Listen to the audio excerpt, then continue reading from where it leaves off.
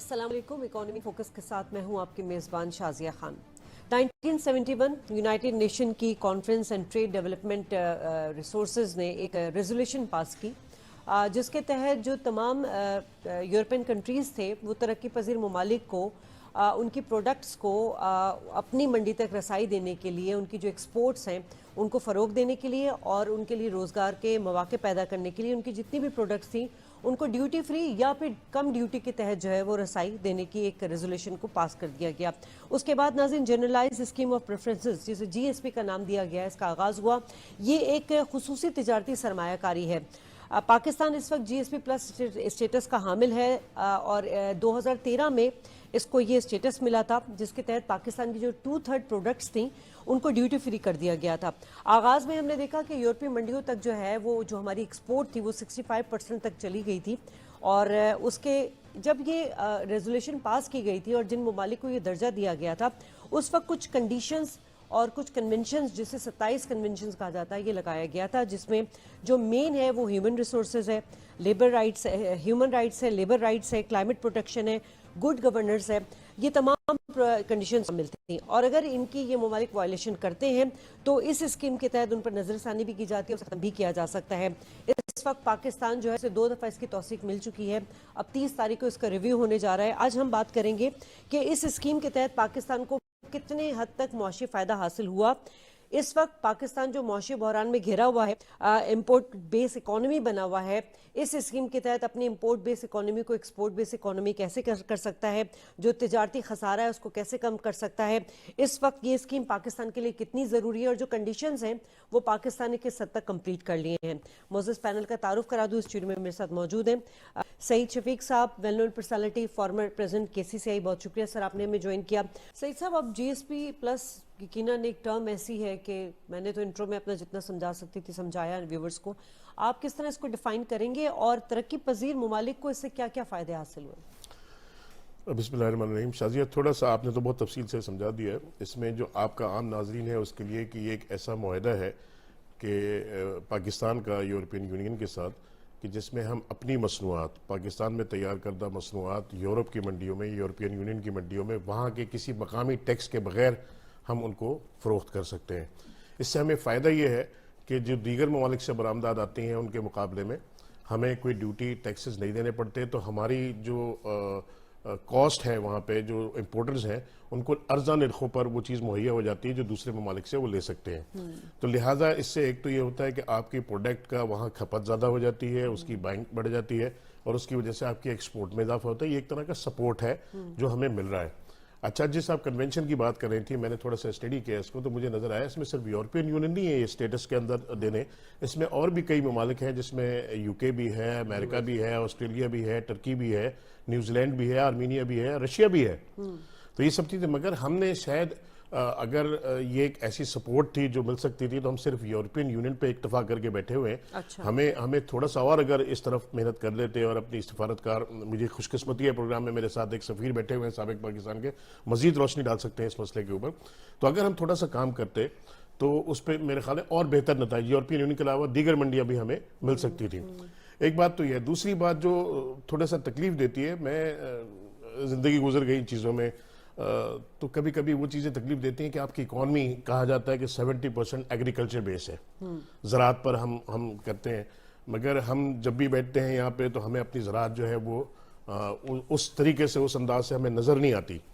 तो आपकी जो प्रोडक्ट है, बेसिकली आप जो एक्सपोर्ट करते हैं, आप अपना एग्रीकल्चर प्रोडक्ट वैल्यू ऐड करके बेचते हैं ज़्यादा, क्योंकि टेक्सटाइल का सबसे बड़ा एक्सपोर्ट हमारा जो है वो टेक्सटाइल के हवाले से है।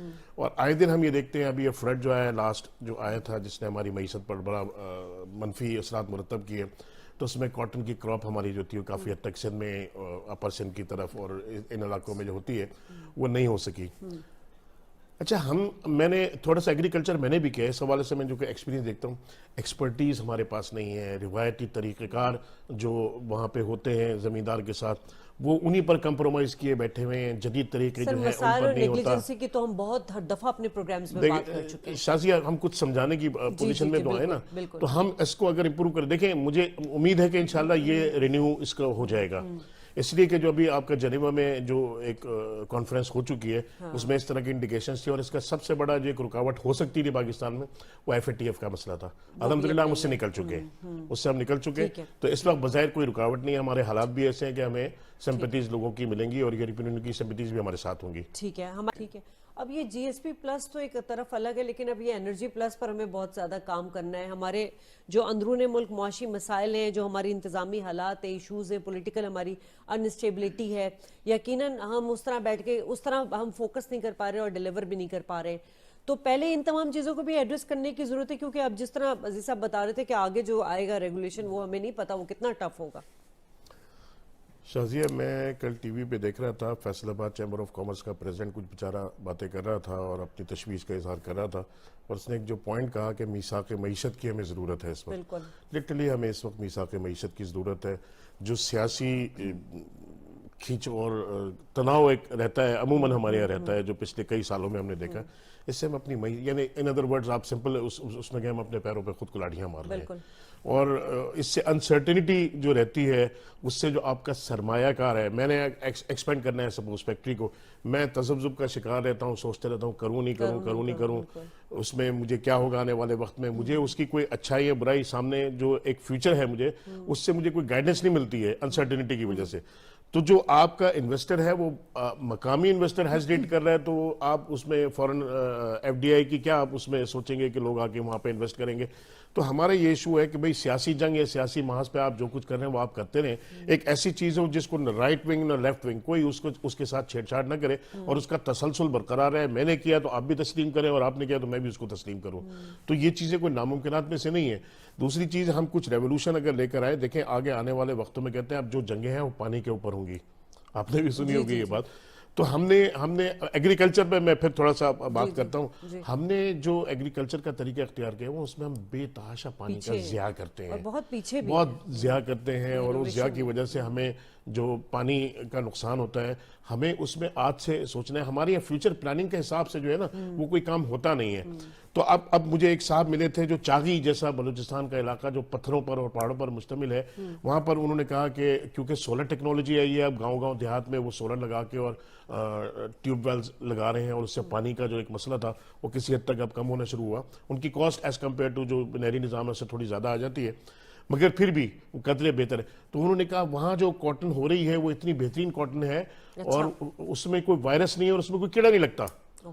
یعنی آپ کا آدھا جو کاسٹ ہے اس کی وہ پیسٹیسائڈز میں اور فصل کو بچانے میں، اور ہر وقت ریڈ الرٹ رہنا پڑتا ہے کسان کو جب کپاس لگتی ہے کہ اس میں کیڑا نہ لگ جائے. تو ایسے دور دراز علاقوں میں جہاں کبھی سوچا نہیں تھا کسی نے، لوگ اپنی مدد آپ کے تحت کر رہے ہیں. ہم اگر اس کو لے کے جائیں اور پھر آگے دروازے کھلیں، تھوڑا سا آپ نے جیسے فرمایا کہ ہمارا فارن آفس تھوڑے سے ایفرٹس کرے، تو اسکائی از دا لمٹ. ہمارے پاس تو دنیا کے دروازے کھلے ہوئے. پھر ہمارا ایک جو بڑا مسئلہ ہے وہ یہ ہے کہ ہم اپنے نوجوان کو ہمیشہ ایک جو جس طرف راغب کرتے ہیں نا، وہ کہتے ہیں بس تو پڑھ لکھ کر ڈگری لے اور ڈگری کرنے کے بعد تو نوکری کر لے. ارے بھائی نوکری کہاں سے لائیں گے آپ؟ نوکری دینا کوئی سرکار کا کام یا اس کا کام نہیں ہے. تو ہم نے کبھی اس طرف گائیڈ کرنے کی یا رہنمائی کرنے کی کوشش نہیں کری کہ ہم اپنے نوجوان کو جو ہے ایکسپورٹس کی طرف. اب تو بڑی سہولتیں اور آسانیاں کمیونیکیشنز کے حوالے سے پیدا ہو گئی ہیں. آپ یہ 15 20 24 گلاس بھی اٹھا کے آپ ایکسپورٹ کر سکتے ہیں. اس کے لیے آپ کو کسی کنٹینر کی یا کسی شپنگ کمپنی کی یا کوئی اس کی ضرورت نہیں ہے، کوئی ایگزمپشنز کی ضرورت نہیں ہے، کوئی سرٹیفکیٹس کی ضرورت نہیں ہے. سہولت بات یہ اس کو نالج ہم نے نہیں دی اب تک، اس کو ان معاملوں سے آگاہ نہیں کیا.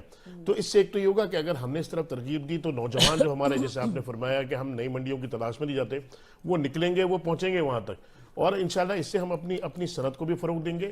وہ علاقے جو نظر انداز ہوئے ہیں ان کو فائدہ ہوگا. نئے منڈیوں کو تو آپ کیا سمجھتے ہیں کون سا میکانزم ایسا ہونا چاہیے؟ کیونکہ ابھی تو ٹائم ہے ہمارے پاس تھوڑا بہت، کہ حکومت جیسے سر نے کہا کہ دروازے کھول دیں اور پھر باقی جو ہے وہ آپ اپنی لوکل جو انڈسٹری ہے اس کو پھر دیکھنے کیسے کام کرتے ہیں. شازیہ، بحیثیت کامن مین ہم کچھ ہماری نفسیاتی جو چیزیں ہوتی ہیں نا ان کو ہم سوچیں. 2 قسم کے کسٹمر ہوتے ہیں مارکیٹ میں. ایک جو صرف سستا ڈھونڈتا ہے کہ جتنا سستا مجھے مل گیا میں لے جاؤں، اور ایک وہ ہوتا ہے جو کوالٹی پر کمپرومائز نہیں کرتا. اور برانڈز آپ کے بن جائیں تو پھر برانڈ پہ چاہے 100 روپے کا ہو 150 روپے کا ہو تو وہ لے گا وہی. وہ قیمت کو نہیں دیکھتا، وہ پھر کوالٹی کو دیکھتا ہے. یہ جو ایک پیریڈ گزرا ہمیں اور اس میں فارچونیٹلی وہ جو مہر صاحب کہہ رہے تھے کہ ایک بڑا 13% کا جو فرق ہوتا ہے، بہت بڑا فرق ہے یہ، تو ہمیں ایک بہت بڑا ایڈوانٹیج اس سے یہ بھی حاصل تھا کہ ان مارکیٹس میں ہم رسائی کرتے ہیں اور اپنے کو برانڈز بھی اسٹیبلش کر لیتے ہیں، کیونکہ یہ اسٹیٹس زندگی بھر کا نہیں ہے آپ کے پاس، یہ ان کی مارکیٹ میں جگہ بنانے اور اپنے آپ کو اسٹیبلش کرنے کے لیے اس طرح کی اگر ایکٹیویٹی کوئی ہو جاتی تو ہم وہاں برانڈ اسٹیبلش کر لیتے، تو پھر کل کو کسٹمر جو تھا وہ آپ کی کوالٹی پر اور آپ کے نام پر جو ہے نا وہ پرائس پر پھر کمپرومائز نہیں کرتا، کیونکہ آپ کی پروڈکٹ پھر بعد میں اگر یہ اسٹیٹس ختم ہو جائے تو مہنگی بکنی ہے، تو اس وقت وہ جو کنٹریز جو ایک عام اس کے اوپر ایکسپورٹ کر رہی ہیں ان کو، تو آپ نے ان کے برابر جا کے اور اس مارکیٹ میں اس پرائس کے اوپر آپ نے فروغ کرنا ہے، تو آپ نے کسٹمر کی لائلٹی جو تھی وہ حاصل کر لی اس وقت وہ اسٹیٹس آنے سے پہلے، تو ہم نے اس پر بھی ہمیں تھوڑا سا اگر اللہ کرے ہمیں سال 2 سال کے لیے مل جائے، ہم سے پوائنٹ نگلیکٹ ہو گئے اگر، تو ہم ان کے اوپر سوچیں، فوکس کریں، اور بڑا اچھا ہے کہ ہم نئی منڈیوں کی تلاش میں جائیں، مگر ان کے ساتھ جن کے ساتھ ہمارے تعلقات آلریڈی ہیں اور ہمارا بزنس ہو رہا ہے اس قیمت پر ہمیں کسی اور دوسری طرف نہیں دیکھنا چاہیے، جیسے رشیا کا اور یورپ کا بتا رہے ہیں حبیب صاحب کہ اگر ہم رشیا کے ساتھ یہ چیزیں کرنے جاتے ہیں اور پھر یورپین یونین کو اعتراض ہوگا اور امریکہ، یہ اسٹیبلشمنٹ نہیں ہے ہمارے لیے، ایسا نہ ہو کہ ہم اس جذبات میں آ کے اور ان منڈیوں کو بھی کھو دیں اور اپنے اوپر سینکشنز لگوا لیں کسی اور چیز کی۔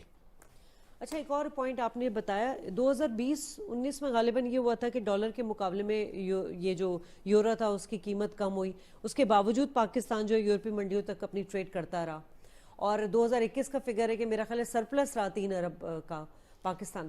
تو یہ جو چیزیں رہی ہیں اس وقت جو کام کیے گئے اس کی وجہ سے ہمیں یہ اتنا بینیفٹ رہا، تو یہ سلو ہونے کی کیا وجہ ہے آپ کو؟ پولیٹیکل وہ جو ہم پہلے بات کر چکے ہیں، یا کہیں پہ ہم کہیں چک رہے ہیں ہم، مطلب کوئی وہ چیز مس کر رہے ہیں؟ اس میں کوئی ایک فیکٹر نہیں ہے، اس میں کئی فیکٹر ہیں۔ ایک تو یہ تھا کہ ہمیں اس وقت اتنی اویئرنیس اتنی ان سب چیزوں کی، اور ہم اس کے لیے پریپیئر نہیں تھے، اونیسٹلی اسپیکنگ ہم اس کے لیے پریپیئر نہیں تھے، ہمارے پاس اتنی پروڈکشن کیپیسٹی اس حساب سے جو ہونی چاہیے تھی، اس کی تیاری کے ساتھ ہمیں جانا چاہیے تھا، اتنی پروڈکشن کیپیسٹی نہیں تھی۔ دوسرا بیسک نیسیسٹیز کا ایشو تھا، آپ نے دیکھا ہوگا بیچ میں ٹائم ٹو ٹائم آپ کے پاس بھی یہ موضوعات پر بات ہوتی رہی کہ کبھی کہیں بجلی کا ایشو آ رہا ہے تو کہیں پانی کا آ رہا ہے تو کہیں گیس کا آ رہا ہے، اس کی وجہ سے آپ کی پروڈکشن سفر کرتی تھی۔ سم ٹائم ایسا ہوتا تھا کہ آپ کا جو کسٹمر ہے وہ آپ سے 100 کے بجائے وہ کہتا ہے جی میں 110 روپے کا بھی خریدنے کے لیے تیار ہوں، مگر میرے ساتھ آپ جو ہے وہ کمٹمنٹ کرو اس بات کا، جو ٹائم آپ مجھے شپمنٹ کا دے رہے ہو اس ٹائم سے آگے نہیں جاؤ گے۔ اور یہاں کنڈیشنز اور حالات ایسے ہوتے تھے کہ اگر سیاسی بھی یقینی ہے، کسی وقت بھی کوئی معاملات میں آگے پیچھے ہوتا ہے تو آپ اس کمٹمنٹ کو آنر نہیں کرتے، لہٰذا سم ٹائم مجبور ہوتا ہے کہ آپ 100 روپے کے دے رہے ہیں، آپ سے نہیں لیتا، وہ 110 روپے کے جا کے لینے پر مجبور ہوتا ہے۔ تو یہ چیزیں ہیں۔ پھر ہم نے جو ہمارا بیس تھا ایگریکلچر کے حوالے سے، جسے ہم ویلیو ایڈ کر کے ایکسپورٹ کرتے ہیں، اس پہ ہم نے فوکس نہیں کیا، اس کی ہم تیاری کرتے ہیں۔ ہمارا کاٹن جو ہے بیسیکلی، آپ کاٹن کو ہی تو آپ یہ پینٹ بنا کے، شرٹ بنا کے اور ہوم ٹیکسٹائل میں بنا کے اس کو ویلیو ایڈ کر کے آپ بیچتے ہیں نا، تو ہم نے اس پر کام نہیں کیا۔ ہم آج تقریباً $3 بلین کی ہمیں شاید کاٹن اب امپورٹ کرنی پڑے اپنی ضروریات کو پورا کرنے کے لیے، تو وہ جو اس کے بینیفٹ تھے $3 بلین کا تو ہمیں ویسے ہی لاس ہو گیا۔ تو 16-17 بلین پر جب آپ کے ایکسپورٹ تھی اور آپ 22-23 پہ چلے گئے اور آج آپ 30 بلین کی باتیں کر رہے ہیں، تو ہمیں تو اس سے بہت آگے نکل جانا چاہیے تھا اب تک۔ یہ تو نعمت خداوندی تھا میں سمجھتا ہوں آپ کے لیے، جو ہم شاید مس کر گئے۔ اچھا سر، اب جیو گلوبل پولیٹکس جو ہے روس یوکرین جنگ کے بعد بھی چینج ہوئی ہے۔ اب جیسے ایران گیس پائپ لائن کے حوالے سے بھی امریکہ کا اسٹیٹمنٹ ہم نے سنا تھا، رشیا بھی آیا ہے، رشیا بھی چاہتا ہے کہ کیونکہ انرجی کرائسس تو پوری دنیا کو اس وقت ہے سامنے، اور بہت سارے ملکوں نے اپنی پالیسی چینج بھی کی ہے۔ جرمنی کی مثال لے لیں، انہوں نے کہا اب ہم رشیا سے نہیں لیں گے انرجی، ہم خود اپنی پروڈیوس کریں گے، کول یوز کر رہے ہیں۔ جی، تو کول یوز، مطلب یہی کہنے کا مقصد ہے کہ اب تو آپ اپنے سیلف میڈ نہیں ہوں گے جب تک، اور دنیا پہ انحصار کرتے رہیں گے تو پھر ترقی تو پھر کبھی نہیں ہو سکے گی۔ صحیح صاحب؟ آپ شازیہ بالکل ٹھیک کہہ رہی ہے۔ جو ابھی گفتگو کر رہے تھے حبیب صاحب، اس میں ایک چیز یہ خیال ہے، میں نے کہا ہر سیاسی پارٹی کا جو بھی اپنا ایک سلوگن ہو، اس سے پہلے ایک ورڈ وہ ضرور لکھیں کہ سب سے پہلے پاکستان۔ کچھ کرنے سے پہلے یہ ضرور سوچ لیں کہ یہ پاکستان ہے، پاکستان ہے تو میں ہوں، پاکستان نہیں ہے تو میں بھی نہیں ہوں، تو یہ ذہن میں رکھیں۔ اپنے ہر شو کے اینڈ میں یہی بات کرتے ہیں کہ پاکستان ہے تو ہم ہیں۔ دوسرا ایک جو بہت اہم مسئلہ ہے نا اس وقت جو درپیش ہے، دیکھیں آپ ایک چیز کو ذہن میں رکھیے گا، جو law of demand and supply ہے، کہ ہم اگر باہر سے درآمدات کرتے ہیں تو اس کے ساتھ ہم برآمدات بھی کرتے ہیں، تو اس میں ایک جو فیکٹر ہے وہ بہت امپورٹنٹ ہے، وہ ہے کنٹینرز کا۔ اور اس وقت جو صورتحال ہے، اس وقت ہمارا برآمد کنندہ جو ہے نا وہ بہت زیادہ پریشان ہے کہ اس کو ویلیو ایڈ کرنے کے لیے اپنی جو پروڈکٹس ہیں اس میں مسائل کا سامنا کرنا پڑ رہا ہے، اور ہم کنٹینرز اگر باہر سے نہیں منگائیں گے تو یہاں شارٹیج ہو رہی ہے۔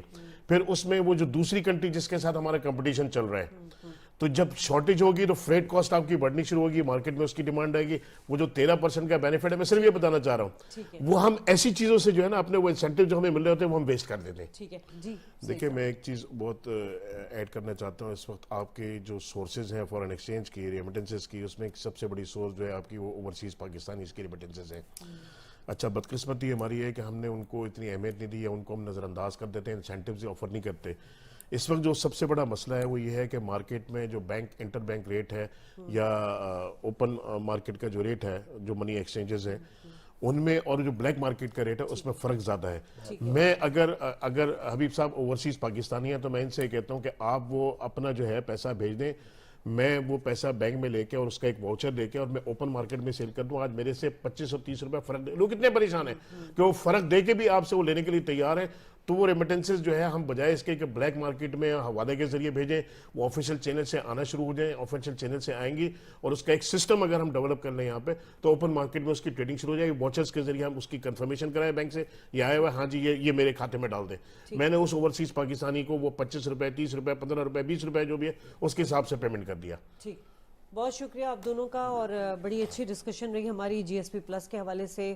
اور تقریباً 2013 سے 2023 ہو چکا ہے, یقیناً ایک ڈیکیڈ جو ہے گزر گیا.